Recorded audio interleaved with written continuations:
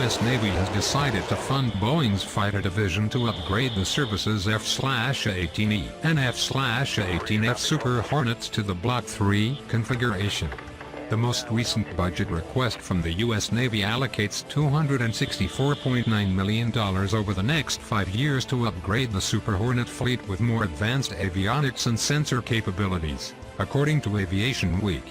The first Block 3 Super Hornets are slated to enter service in 2019.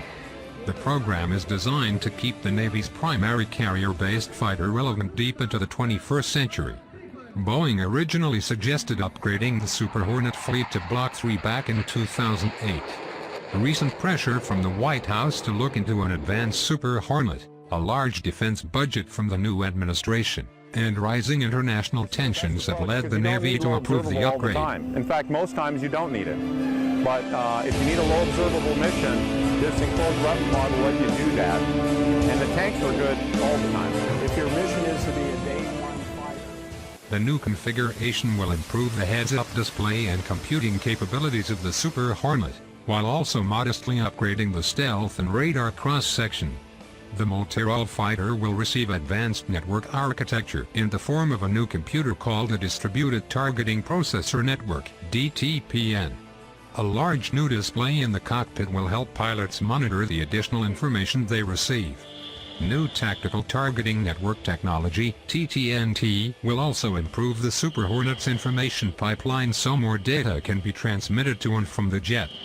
The improvements to stealth include possible low observable coating, and new conformal fuel tanks (CFT) are planned to replace the Super Hornet's current external fuel takings.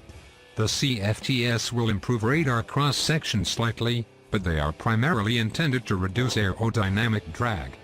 The Navy is also planning a long-range infrared sensor for the Super Hornet for early threat detection.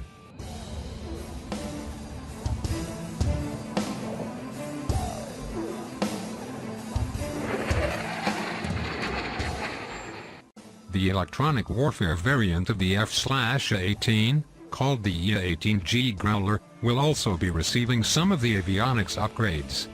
Dan Gillian, Boeing F/A-18 and E-18 program manager, told Aviation Week that stealth is not a priority, and the avionics improvements will give the Super Hornet a balanced approach to survivability, including electronic warfare and self-protection.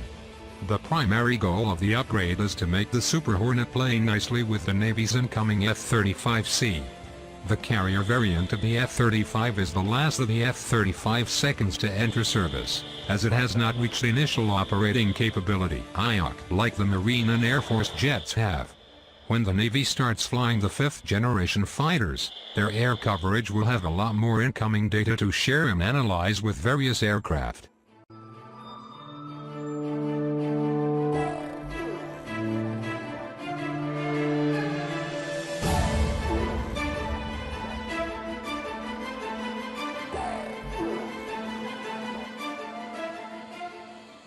The Navy is looking to dominate airspace with fleets of Block 3 Super Hornets, E-18 seconds, F-35CS, as well as E-2 Hawkeye airborne early warning planes.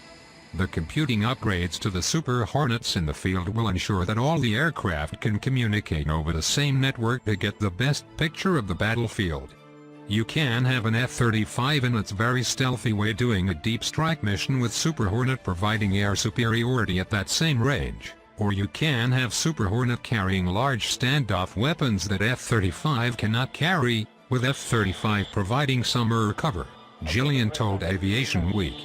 The arrival of the F-35 has sent air warfare strategists back to the drawing board to develop the most effective packages to capitalize on the new fighter's capacity to soak up information and transmit it to other aircraft in the formation.